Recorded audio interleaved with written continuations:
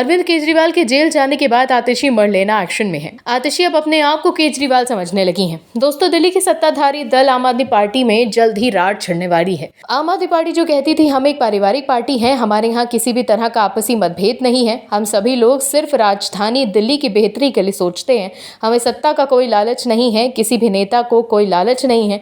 लेकिन दर्शकों, सत्ता के मोह ने तो बड़े बड़े मठाधीशों के मन को हिला कर रख दिया है। तो आम आदमी पार्टी की बिसात ही क्या है? केजरीवाल के जेल जाने के बाद अब आम आदमी पार्टी में धीरे धीरे सत्ता हथियाने की जंग छिड़ने लगी है। जो भी शीर्ष के नेता हैं वो ये दिखाने में लग गए हैं कि हम ही सीएम हैं। इनमें सबसे आगे चल रही हैं आतिशी मरलेना। आतिशी के भीतर सत्ता लोलुपता बढ़ती जा रही है।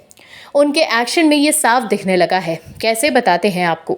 दिल्ली में 4 साल की बच्ची से गलत काम होने के मामले में अरविंद केजरीवाल सरकार की मंत्री आतिशी ने उपराज्यपाल विनय कुमार सक्सेना को खत लिखा। एलजीबी के सक्सेना को लिखे गए खत में आतिशी ने कहा कि संविधान की धारा 239A के तहत पुलिस और पब्लिक ऑर्डर आपकी जिम्मेदारी है। कृपया करके ये सुनिश्चित करिए कि शैतानों के खिलाफ मजबूत संभव कार्रवाई की जाए।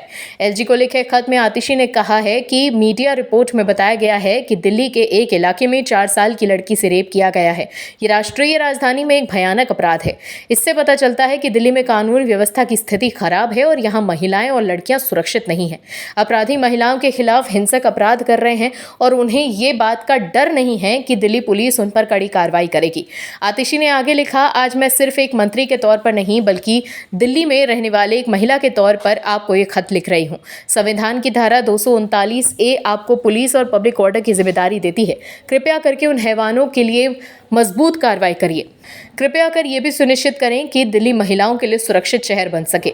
दरअसल केजरीवाल के जेल जाने के बाद आतिशी एक्शन में है। आतिशी ये दिखा रही हैं कि वो ही सरकार चला रही हैं। लेकिन आतिशी को ये याद रखना चाहिए कि जब दिल्ली में कांग्रेस की सरकार थी और कोई घटना घटती थी तो केजरीवाल शीला दीक्षित सरकार पर ये कह करके निशाना साधते थे कि आप ये कहकर नहीं बच सकते कि मेरे पास पुलिस नहीं है।